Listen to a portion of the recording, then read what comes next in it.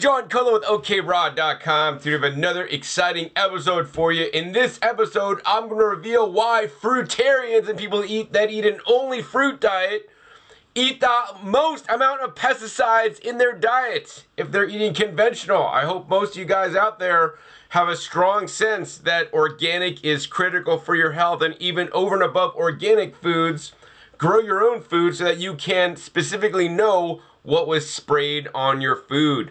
In this episode, I'm going to talk all about pesticides, and some raw vegans want to plug up their fingers in their ears and not know about pesticides and the residues that exist on the produce. They think, I eat raw vegan, I'm immune from all other issues. Guys, I've been doing this now for 28 years. I've gone down the rabbit hole of researching so many different subjects.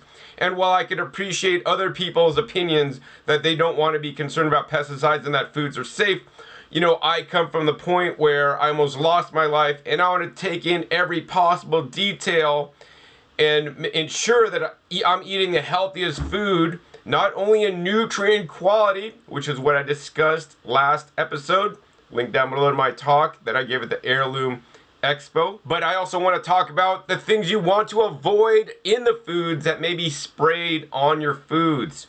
So in this episode, it's all about the pesticides and how if you eat a fruit-based diet, or even all fruit, or even fruits with vegetables, you are likely getting and ingesting more pesticides than a vegan or even a standard American, based on some of the science and data out there. So let's get into this video. So I want to start off with the first thing, and the first thing is I want you guys to be aware of the environmental working group. That's EWG.org on your screen, and it's a community of over 30 million strong that work to protect our environmental health by changing industry standards. First thing I want to talk about is the consumer guides that EWG.org provides you. While I will be talking about their Clean 15 and Dirty Dozen real quick, they do have other guides such as a tap water database, EWG Verified, Skin Deep, where they check cosmetics, as well as sunscreens, as well as how to reduce your diet's climate footprint. And they do, you know, scientific insight, and you guys can see they got sunscreens, cancer preventing. I highly encourage you guys to check out EWG. I mean, look at this, effects of radio frequency radiation on the nervous system, which is a fact sheet. And, you know, they teach you all about things that you may not be considering, you know, in your diet, in your life, to lead a healthier lifestyle and have less toxins in your space, which in my opinion can cause disease and long-term health failure. All right, so the first thing I want to cover is the EWG.org Shopper's Guide to Pesticides and Produce, which is the Clean 15 and Dirty Dozen. And they basically check the data from the Department of Agriculture, and they check data from 46,000 samples of 46 fruits and vegetables. I do believe they also look at past years, because every year's data can change depending on the random samples, so they take that into consideration as well. So if you're, you know, these are the foods that you want to be most concerned about eating if they're conventional, right?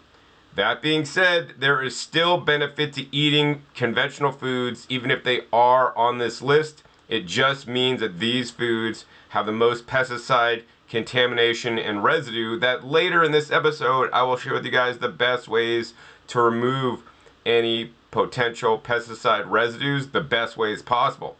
So, you know, I always encourage you guys to try to buy organic, especially of these vegetables, or better yet, grow them yourself whenever possible. We're going to go over the Dirty Dozen real quick. Strawberries, spinach, kale, collards, and mustard greens. Peaches, pears, nectarines, apples, grapes, bell and hot peppers, cherries, blueberries, and green beans. And then moving down the list, these ones are not in the Dirty Dozen, but they're a little bit more dirty than the previous 12, including tomatoes, winter squash, celery, potatoes, cherry tomatoes, lettuce, tangerines, cucumbers, broccoli, summer squash, plums, eggplant, raspberries, grapefruit, snap peas, oranges, cantaloupe, bananas, and cauliflower. Then we get down to the Clean 15. So this is the least pesticide laden foods, and these are have the lowest pesticide residues, including carrots, watermelon, sweet potatoes, mangoes, mushrooms, cabbage, kiwis, honeydew melon, asparagus, sweet peas, papaya, onions, pineapple, sweet corn, and avocados. The highest number here, 46 avocados, has the least pesticide residue. So as you count down, the pesticide residues increase. So, for example, pineapple should have less pesticide residues in general than, say, papaya. So I always encourage you guys to do the best you can and buy especially the top Dirty Dozen organic whenever possible. If you're not able to find organic or not able to afford them, that's alright. Wait to the end of this video. But, you know, while most of you guys hopefully are aware of the Dirty Dozen and take that into consideration, there's a lot more data that is not shown in the Dirty Dozen list that I want you guys to be aware of. And that's the next window here. So the next window is the Pesticide Action Network, PAN, that's a PANNA.org. What I want you guys to be aware of is that pesticides are problematic, in my opinion. I encourage you guys to read this full document, Pesticides 101. I'll put links down below in the description to all these different web pages that I'm recommending to you guys. And it says, all too often these chemicals are allowed into the market before their impacts are fully understood and harms to our health and the environment are discovered years later. The science is increasingly clear that even low levels of exposure can harm human health, and children are particularly vulnerable. So I want to go down here just to the highlighted part here. Insecticides are generally the most acutely, immediately toxic. Many are designed to attack the insect's brain and nervous system, which can mean they have neurotoxic effects in humans as well. Herbicides are more widely used. Roundup and atrazine are two of the most used pesticides in the world and present chronic risks. This means ongoing low-level exposure can increase the risk of disease or disorders such as cancer, Parkinson's disease, or infertility or other reproductive harms. Fungicides are also used in large amounts, some being more benign, some not. So have you ever known a raw vegan or even somebody that eats a whole food plant-based diet and they got cancer? What happened? Well, there's many things besides just your diet. You know, do you get enough sleep? You know, are you stressed out all the time?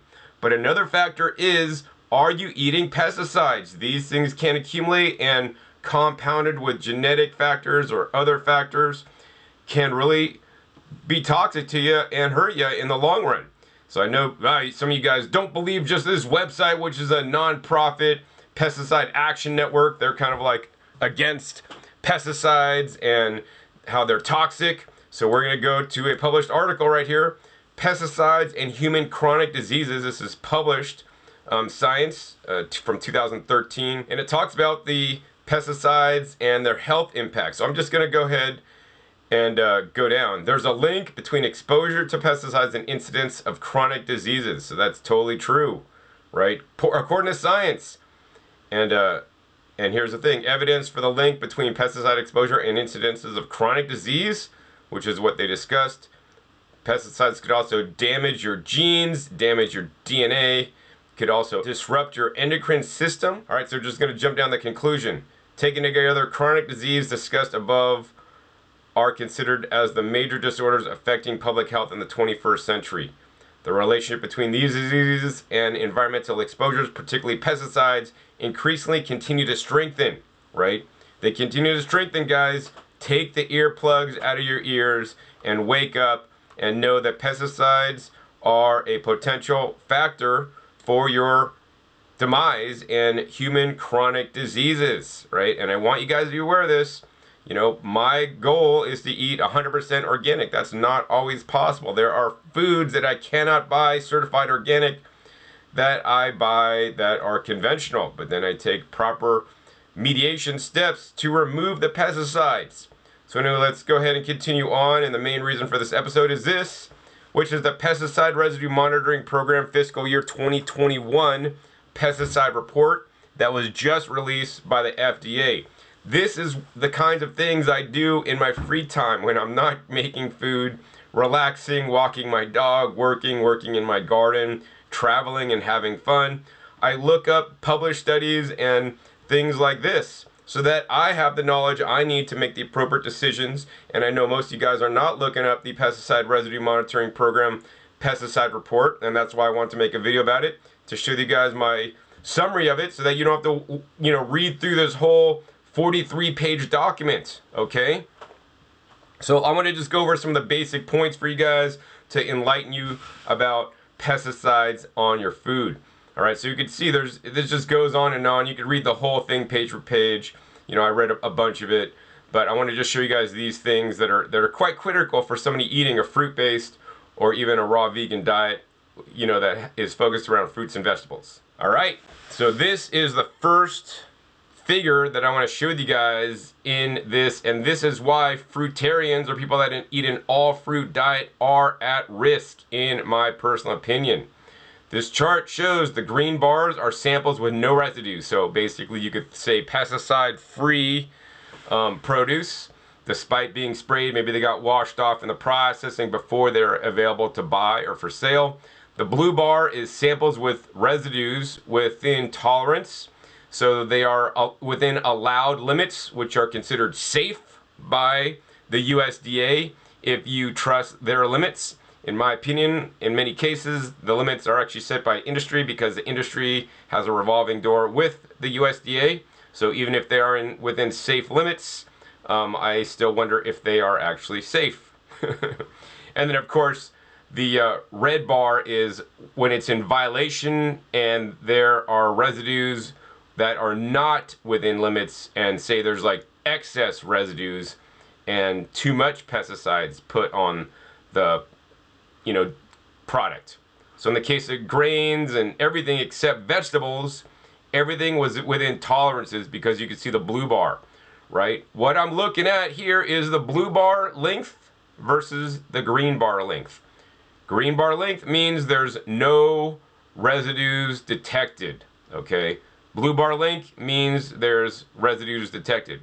So on fruits, and fruits is 82.9% pesticide residues. So you buy 100 pieces of fruit, 82% of those, and once again, this is domestic. So we think, oh man, domestically produced food is safer than imported stuff from Mexico or whatever, right? This chart shows that domestically produced fruits, 82% has pesticide residues. Only 13%, which is a small amount, does not have pesticide residues. So if you're one of those raw vegans that just buy conventional produce because you think there's not a difference between this and organic, you are fooling yourselves, right?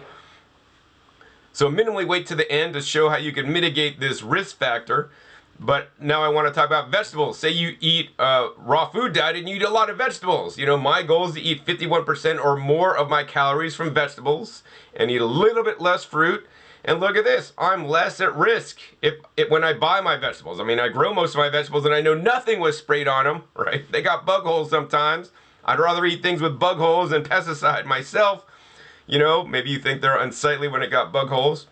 But for the vegetables, it's 62.3%. So of every bunch of kale, for 100 bunches, 62 bunches of those kale will have pesticide residues, for example, right? Now, of the other percent, right, 41%, right, will not have any residues. So that's a much greater odds. Like if you go to Las Vegas and you're betting on the green or the black or the blue on the or red on the roulette table, right? What are your chances of winning? Maybe if you're just betting, you know, red or black, you have 50-50 chance. But what if your chance was 82% that you're going to lose, right? You wouldn't put your money on that number because you're probably going to lose it. That's what it is when you buy domestically produced conventional fruit. You're probably getting pesticide residues. When you buy domestically, vegetables, it's less likely you're going to get them because you almost have a 50-50 chance here, 62-41, right? So much less residues. Now I know what you're thinking. You're thinking, John, yeah, you know, this is for domestic. I want to see the imported stuff because imported must be worse. Well, that's a good question you got there. So let's go down in the study a little bit more. All right, so let's go down to the next chart. So the next chart shows the results of imported foods and the pesticide residues. So if we look at fruits from 80-something%, we now go to samples with residues, 50%. So now you have much better odds if you actually buy imported fruits versus domestically produced fruits. Would you ever have thought, you think, oh, yeah, you know, farmers in far off lands, they spray the heck out of it because they don't have all the regulations, right? So in this case, 50% of the produce had, you know, residues within limits. Of course, this number also went up, so there was also a lot more violations of 10%, where that was a lot lower in the US. And of course, you have a much better odds of getting something with no residues, even from places like Mexico, because it was 39.5% when buying your fruits. There are country of origin labeling laws on fruits and vegetables. Many people don't know this. At your grocery store, it should say COO, and it should tell you where it's from. In many cases, they are accurate, but in some cases, I've seen they're highly misaccurate, and they're not actually correct. But if you should be aware of this, so then maybe you want to choose imported apples versus apples grown in the US that may have less residues if you don't know the exact data. Likewise, vegetables. Vegetables, 48% had samples within the tolerance, and once again, 40%. So once again, this is like a much better odds of buying imported conventional produce as to whether it has in limit or out or no residues detected.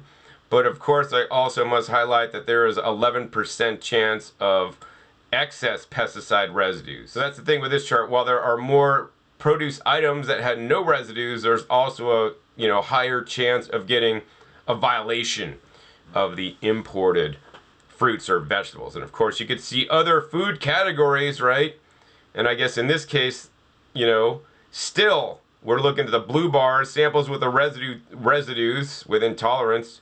Of all the blue bars, you know, if you're getting fish, you're getting way less, dairy, eggs, way less, grains, way less, but fruits and vegetables have the most sprays on them compared to all the other different groups on both of these charts. So that's why it is prudent when your diet is consisting of mostly or all fruits and vegetables, you should take this into consideration when spending your hard-earned dollars on produce. All right, so let's go down a little bit further. So now we're going to explain what domestic means according to this document. So domestic, a total of 300 domestic samples were collected from 26 states. So I want to show you guys this. Most of the food in the US is grown in California, so most of the data is coming from California. The second most was New York, and the third most was Kansas. I'm thinking Kansas doesn't really grow a lot of fruits and vegetables in general, maybe more like grains. But as you guys can see, even the domestic food in California, where laws tend to be a little more strict, you know, I mean, the domestic had a lot more pesticide residues, once again, within limits. And then going down to the imports, a total of over 1,000 imported samples were collected. And where did most of these samples come from? Number one, Mexico. So Mexico, while it can have less, you know, and sometimes no sprays on the food and no pesticide residues detected, and it could have lesser amount of pesticide residues within tolerance, it could also have more pesticide residues in some cases. Of course, when we go to Canada, which I would like to think that they are relatively more strict than Mexico, then down the list to China and all these other places. All right, so if we go down a little bit further, you can see what pesticides were detected in the samples. They don't go over which pesticide was used on a fruit or vegetable, but you could see, you know, the majority of the pesticide that was used was this Imidacloprid, 128 samples, and the second one was 100. The Boscalid was 88. So then what you could do is you could take this and highlight it, you could copy it, and then you could go and do a search for it. So I searched for it and I came up with the National Pesticide Information Center and the Imidacloprid. You know, we could go and see what it is. It's an insecticide that was made to mimic nicotine. Nicotine is found in many plants, blah, blah, blah, and it's used to control sucking insects, termites, some soil insects, and fleas.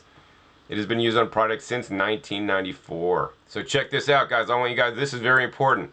Imidacloprid is a systemic insecticide, which means the plant takes it up in the soil through the leaves and it spreads throughout the plant stems, leaves, fruits, and flowers. Right? This is the #1 pesticide. Insects that suck or chew on treated plants end up eating the Imidacloprid as well. So, I mean, it's a systemic. A systemic pesticide is not easily washed off because it is in every single cell, as it mentioned, in the stems, leaves, fruits, and flowers, right? If you buy certified organic produce and they're doing their job, it should not contain imidacloprid and a systemic insecticide or other systemic insecticides that I'm aware of. And then it tells you like what's going to happen when you get this in your body. You know, will it cause cancer? You know, what's the long-term non-cancer effects? And you could look into each one of these. And as you guys can see, you could learn all about each of the different pesticides. That was number 1. We're gonna go over number 2. Number 2 is Astrostrobin, and this is a fungicide, right? And then you could go over and look at the science, and it's a pesticide compound and how they make it and all these things. And it's not considered a carcinogen. But then if you go down and you could look at some of the different testing, like if you eat so much, and actually they do animal testing on pesticides, guys. So if you guys are hardcore vegans, I mean, are you going to stop eating conventional food because rats had to die so that they could test the safety of this pesticide? That is a question only you can answer. I'm not going to answer it for you. But anyways, they basically test the pesticides on at different levels to see what would happen to rabbits and rats. And I mean, this just kind of makes me sick. And is it mutagenic? Is it cancer causing? And all these things. So I mean, that just makes me sad that, like, you know, people still buy a lot of conventional produce, consider themselves vegan, and there's downstream damage not only through the animal testing, but then when the animals eat the pesticides in the fields, right? Or the bugs or whatever, what happens to them as well. All right, going back to the third one, the Boscalid, and I think the Astrostrobin, I think that's the Imidacloprid. The first one is a neonicotinoid, so that is what is responsible for killing bees. So if you want to help the bees, right, you want to eat foods that don't have the imidacloprid, which also is systemic as well, which is, in my opinion, quite insidious, and that's the pesticide that showed up most in the tests. This is data that the, EWG will not ever tell you of the specific pesticides. They just go over the generalities. And as you guys know, like, generalities are great, and that's what you get in 30-second or 10-second Instagram clips or YouTube shorts. You're never going to get the full story, and that's why my videos are long, because I want you guys to have all the information to protect your health if you see fit, if you determine this is important information or not. If you do feel this is important information, please, guys, give this video a thumbs up. More importantly, be sure to share this with other raw vegans, other people that eat lots of fruits and vegetables, so that they could be aware of this. Unfortunately, I believe my channel does not get as many views as it should, because YouTube, for some reason, doesn't like my channel because I make too long of videos and I'm very niche oriented. But I do these videos for your health, to better your health, because I'm like, man, if I don't share this information that I'm learning for me, I'm doing a disservice to you guys. So thank you guys for following me. If you're not following me already, make sure you also click that subscribe button and click the little bell to get notified as many videos come out. All right, let's go on to the third one, the Boscalid. And here's a study from the National Library of Medicine. Short-term exposure, right? Short-term exposure to the fungicide Boscalid induces a mitochondrial dysfunction in selective human cell lines. Right, so we don't want to mess with our mitochondrial function. That's what basically, oh wow, look, it impacts superoxide production and our oxygen consumption rate. So this is not good to be messing with these things. So, once again, you could go over and Google every one of these and drive yourself crazy. But my goal is to not have you look up every single one. Oh, look, here's thiamabenzol. This is actually what is put on every banana that is not organic, right? They use thiamabenzol. Also, they use thiamabenzol on conventional avocados. It's a fungicide so that the bananas don't rot, get fungus growth during their shipment. They do not put thiamabenzol on organic bananas. So once again, the difference between organic bananas and conventional bananas, I don't know, like in my city, sometimes it's 10 cents, sometimes it's 20 cents, guys. You are worth the extra 20 cents to get the organic bananas, so you don't have exposure to some of these nasty pesticides, in my opinion. All right, so let's go on. Oh, I think I also looked up the Cypermethrin, and that's here, you know, the Cypermethrin. What is it? It's a pyrethroid style insecticide, and it has a moderately toxic to people and other mammals, right? And here's the thing, water quality rating, absorb runoff toxicity risk to fish rating high. So that, what is it, fourth pesticide, if it runs off and sprayed in the fields and runs off into the streams, it could also kill fish. I hope you guys don't eat fish, right? Because you're vegan.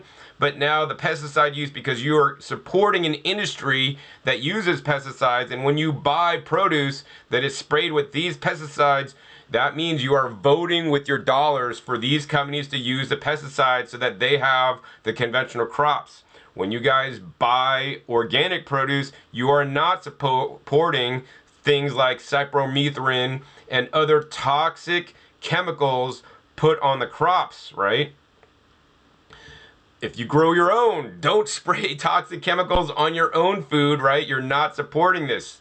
If you go to your local farmer's market and they're not spraying, right? So make sure they don't spray toxic pesticides on the food. Visit the farms to verify this, right? Once again, then you are not supporting these chemical companies that continue to pollute the earth, kill other non-target animals, including target animals. And I believe the world's gonna be a better place and you'll be healthier because of it. So I encourage you guys just to, you know, do your part, buy organic whenever possible, and more importantly, grow your own. All right, so I painted a pretty dismal picture here. You're thinking, oh man, John, I'm eating all this food that has toxic pesticides on there. It hurts fish, it hurts, you know, bees, could hurt our health and potentially have health implications in the long run due to systemic use that some of it which you can't wash off. And you know, the produce you buy doesn't say if it's something, a systemic pesticide or insecticide was used, or if it's only an external one, right? So once again, that's a reason to buy organic produce or grow your own or support local farmers that are not using these insidious pesticides. That being said, at the end of this video, I want to give you guys the light. So the light at the end of the tunnel is, hey, there are ways you can remove the pesticide residues if it's not systemic from your produce. So I'm going to get into the published studies, right? Some people will just sprout off like, oh, just soak your produce in vinegar. Just soak your produce in baking soda. Just soak your produce in salt water, right? These can be, you know, helpful to some extent, but let's see what the science says where they really test this stuff to show you guys the best way to remove the pesticide residue from the top of the produce, not systemically. So here's the article you guys want to know. Once again, link is down below to that. And it says, effectiveness of different washing strategies on pesticide residue removal. The first comparative study on leafy vegetables. Of course, they do test leafy vegetables. You know, fruits may be a little bit different, although I would think the same mechanisms would apply. I tend to think that, you know, vegetables would be a little bit more difficult to remove, you know, pesticide residue externally from due to all the crevices and the cracks. Think something like curly kale, whereas something like a, you know, an apple on the outside is relatively smooth. So we're just gonna jump down to the meat, literally meat, fruit meat of this published study. All right, so as you guys can see, they use a lot of different pesticides, and the thing I will tell you guys right now is that no one method of removing, you know, a pesticide will work on all of them. Some pesticides are water soluble, some are oil soluble, some are different than others. They all have different compounds, different makeups. So if you just say, I'm only gonna ever wash in baking soda because some guy on the internet told me that's the best, right? You are mistaken. For every different pesticide residue, you wanna use a different strategy to remove it. And that's where things get nuanced, that's where things get complicated, and that's where most of you guys probably bail from this video because you guys just want the answer. That being said, there is an answer that is quite easy that according to this study shows the most effective way to remove pesticide residues, and actually it's the way that I've been doing for the last 28 years since I've been raw vegan. Alright, so we're going to go down to the table 4, and this is where it shares all the different treatment effects. You know, people that sell alkaline water machines, they'll say, oh, alkaline water removes pesticides. So they tested that, they tested blanching, they tested boiling, They tested something like the salt, detergent, running water, stagnant water, ultrasonic cleaning, vinegar, and you can see all the differences. So what we're looking at is we want the highest number. The highest number means the most reduction. So in the case of lettuce, alkaline water had 72% reduction, but check it out, guys. Running water had 82.5% reduction. So simply running water over the lettuce, running water had the highest removal rate. So what I recommend for you guys is you guys get a special faucet on your sink, right? I'll put a link down below to my Amazon shop. I have a special faucet that sprays really high pressure stream. High pressure stream, in my personal opinion, is more likely to wash away and blast away literally, you know, dirt and fungus and, you know, pesticides from your produce than just a trickle stream, for example. That's what I do. I spray high pressure, usually fan spray when I'm outside in my back garden, or I have a fan sprayer on my kitchen sink that really hits the stuff hard to basically remove it. Of course, after running water, the alkaline water, like an alkaline water soak, would be most effective. But as you guys can see, just putting detergent and doing like a stagnant water soak, not as effective. Like approximately 60% versus 82% for running water. Perilla leaves or shiso leaves, right? Once again, the highest is the 76.3. The running water wins again, right? Don't need to soak in salt. Don't need to use baking soda or anything. The running water was still higher, with I think second place up actually was the alkaline water. So actually if you could get a high pressure stream of alkaline water and running, that would probably be best. But let's take a look at the next one, spinach. Spinach, once again, kicked butt, man. Running water, 87.8% was the best. Coming up second place was actually boiling, which would not hinder the food raw. And then, of course, you want to, you know, throw away the boiled water that would have the residues. Next up, Crown Daisy, 78.5% on the running water. Running water, quickest, cheapest, and easiest way to remove the most pesticides. Second up for this also was boiling. On the Sam Chu, which I gotta look up what that is actually. It seemed that pesticide residue stuck more to this than other ones, but nonetheless, the residue reduction was 59.7%, almost 60% on running water. And then I think the second up was the boiling was second best. So as you guys can see, the running water removed anywhere from 60 to 80% of the pesticide residues on the produce. So once again, guys, I recommend high pressure stream on the produce. I also recommend using a dish brush or a vegetable brush, so high pressure stream and brushing at the same time. That is the method I use for the most pesticide residue that is easily available for you if you have a kitchen sink with a sprayer on it, or even just take it out with your garden hose and spray it down like I do. I catch the runoff water and then I water my plants with it. That being said, these are some of the common ways to remove pesticide residue. Let's get into the advanced methods. So one of the advanced methods is you can buy an ultrasonic cleaner, which in this test did not perform that well. But let's go ahead and check out the next study. All right, so the last study I'm going to show you guys is accelerated removal of 5 pesticide residues in 3 vegetables with ozone microbubbles. So I recommend personally, if you guys want to buy some machine to remove pesticides, but in addition to just spraying it down with high pressure spray, which I recommend first, right? This is something that's non-active. So the high pressure spray, you got to actually sit there and spray it down and maybe brush it off at the same time. And on these guys, you just put it in a tub, you hit the button to turn the machine on. It basically makes ozone microbubbles and ultrasonically vibrates the produce. There are a few machines out there that do that. I bought one myself, and that's what I use when I'm super lazy and buy some conventional produce that I just want to make sure is clean. That being said, while these kind of devices with ozone microbubbles can literally oxidize and break down some of the pesticides, which is one of the ways it works, it could also kill bacteria because, ozonation is also, certified by the FDA for sterilizing of produce before juicing, because I saw that at a restaurant trade show. So, that can affect the microbiome of your fruits and vegetables as well, besides just removing the pesticide. And we're just going to go down to the conclusion. And it says, as the water volume increased from 4 liters to 12 liters, the equilibrium concentration of ozone in the water was reduced. In comparison to the ozone microbubble, the removal of 5 pesticides on cowpeas was increased by 15 to 44% through ozone microbubble treatment.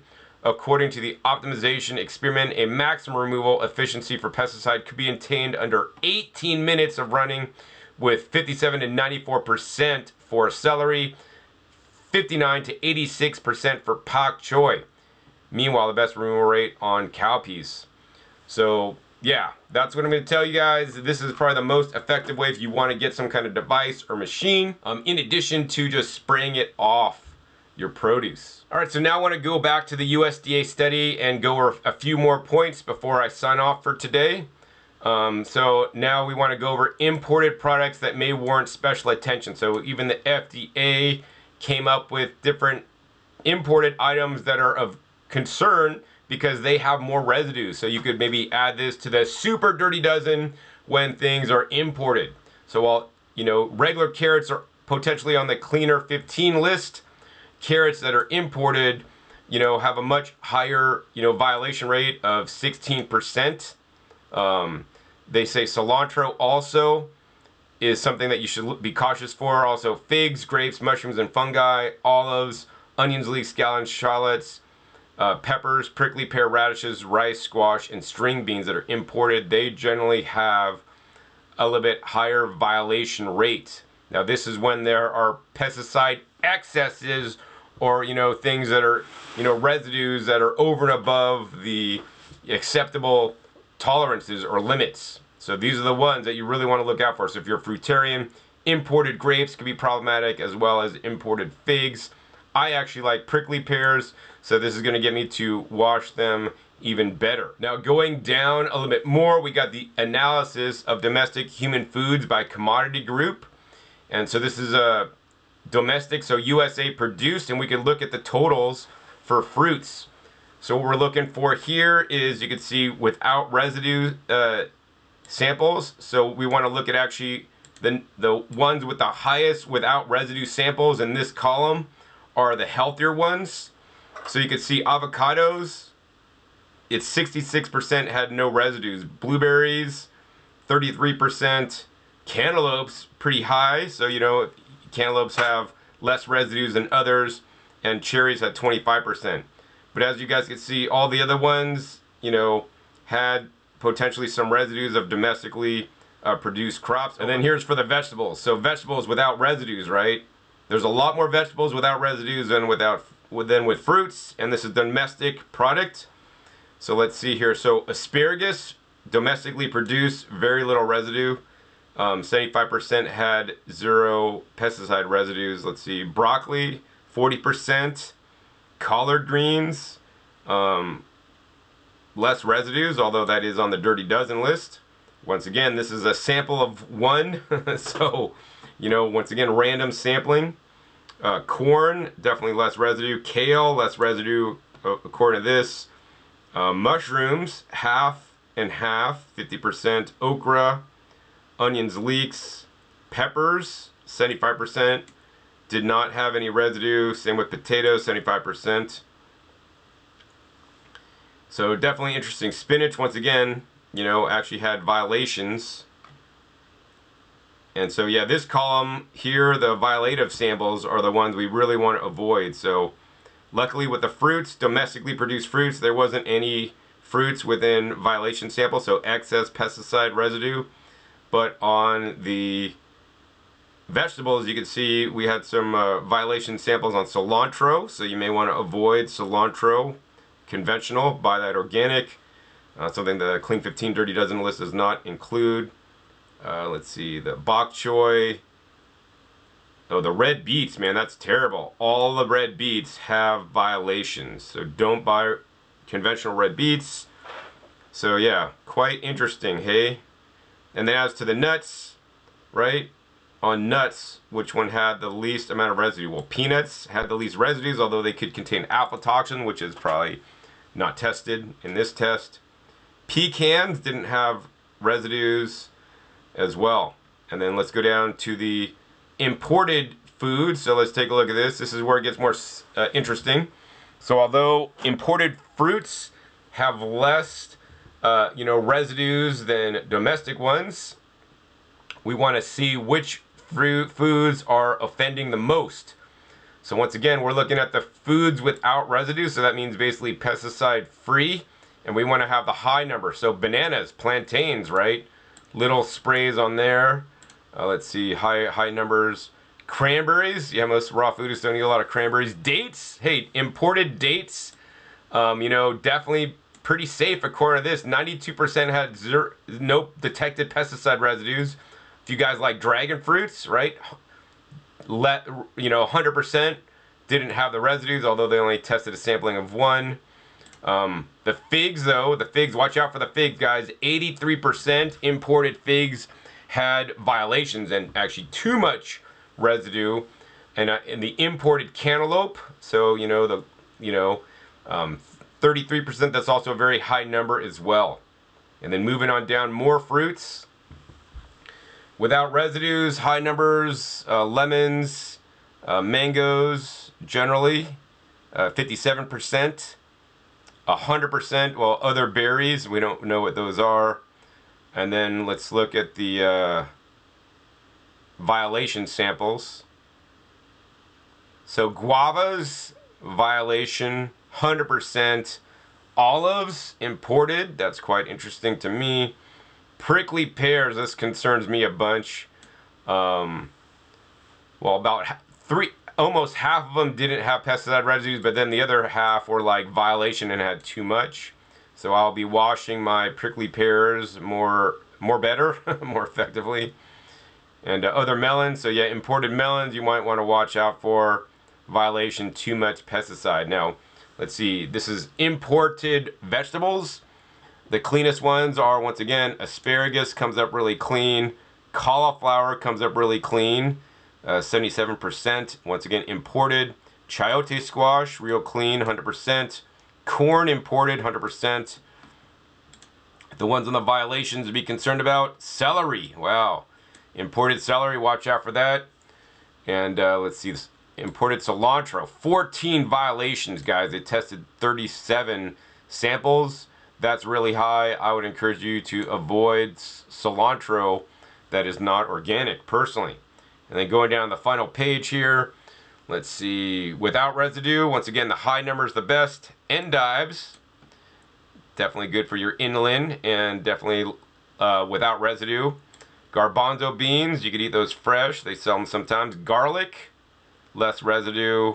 Kidney beans, raw foodists aren't going to eat kidney beans. Oh, head lettuce, actually 66. Mushrooms, 81% without residue. Peas, pumpkins, red beets, interesting. So domestic red beets are no, imported red beets, definitely better. I encourage you guys to buy beets organically to avoid both these situations. Now, actually, we want to look for the high numbers of violated samples to know what not to purchase. Imported kale, about half of them had excess pesticide residue. And then let's see here, spinach also, once again, imported greens, guys, don't do it. Alright guys, so what did you think after watching this entire episode? Clearly, this is information that no other raw vegans or even most vegans or plant-based people are even going to share with you guys, because this is the kind of data that I look into to better my health so that I have the knowledge and awareness to make the proper choices when I spend my hard-earned money at the store. Of course, most of the produce I buy, 90% plus, is organic or bought from local farms where I trust and know their procedures. 10% of the things I buy are conventional produce that may have less residues because I've looked it up and I trust the Clean 15 Dirty Dozen list, and more importantly, I can discern between domestically produced, because they have different residue levels, than imported, non-domestically produced, and more importantly, categorize it by specific produce items. Maybe you love apples and apples are your #1 produce item, or your fruit you eat the most, right? Then you want to specifically look at the apple data from the imported and domestic apples and see which one would be better for you. If the risk you feel is too high because there's too many violations or the number for the residue free is not high enough, then buy organic, right? That being said, I don't want you guys to freak out over this. Many people are alarmist. Oh, John, there's pesticide on this or this or this. I can't eat it, right? That's why I showed you guys midpoint through this video how to remove, a good 60 to 80% of the pesticides that are not systemic through just blasting water, and I would also brush your produce so that you could get the health benefits of the produce without the pesticides. That being said, if you guys can afford it and have it available near you and the quality is decent, buy certified organic produce. Also, shop your local farmers markets and get to know your farmers. I would rather buy from farmers that I know and trust and know their processes and practices because, number one, they're picking things and it's a lot fresher than the produce industry. Also, I would like to think I could trust them more if they're not being shady and they answer all my questions and even invite me out to the farm. And I've inspected many farms in my days to see how they grow their produce. Many farms may not be considered certified organic, but they don't spray pesticides. And, to me, that's a lot better than just buying conventional food. Although, my favorite thing to do and what I encourage you guys to do is if you guys have some space, grow your own food. You could grow sprouts and microgreens indoors. You don't even need a yard or a patio. Of course, if you have a yard or patio, I encourage you guys to grow your own food. This way you know exactly what was or was not sprayed on your food. I don't spray any non-organic pesticides on my food. And as a matter of fact, it's extremely rare that I spray even organic pesticides on my food. And even within organic pesticides, there are pesticides that are worse and there are pesticides that are better. The half-life of the pesticide that I spray, as soon as it dries up, pretty much it's no longer effective, right? So, once again, guys, you need to take some control of the food that you eat into your own hands by knowing the data and incorporating this into the produce you buy. I sincerely hope that my time was not wasted to, make this video for you guys, to show you guys my research, what the USDA shares with us, as well as published science shares with us, so that you guys can make better informed decisions to, minimize your pesticide risk. This is especially important if you guys, are feeding little babies or children or are pregnant and gonna have a baby soon. Then I would try to really be a lot more strict with the produce and washing regime to minimize, ingestion of any potential pesticides that, while we're big people, could affect to some extent, will affect babies and small children much more worse. All right, so that's the end of this episode. If you guys enjoyed this episode, hey guys, please give this video a big thumbs up. That'll help out the YouTube algorithm, push this video out to more people, because more people need to see videos like this where what people are not sharing with you guys. Also, be sure to share this video with other people into a raw, vegan, plant-based, or even omnivorous diet who eat lots of fruits and vegetables, so that they could have awareness of the pesticide residue problems out there. Also, be sure to click on the subscribe button right down below so you don't miss my new and upcoming episodes after coming out every 5 to 7 days. You never know where I'll show up or what you'll be learning on my YouTube channel.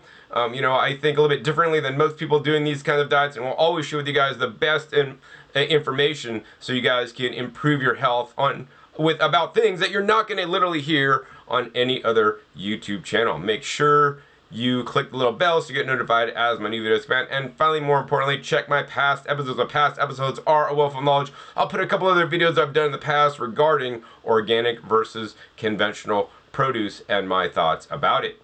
So with that, my name is John Kohler with OKRaw.com. We'll see you next time, and until then, remember, keep eating your fresh fruits and vegetables and wash them properly. They're always the best.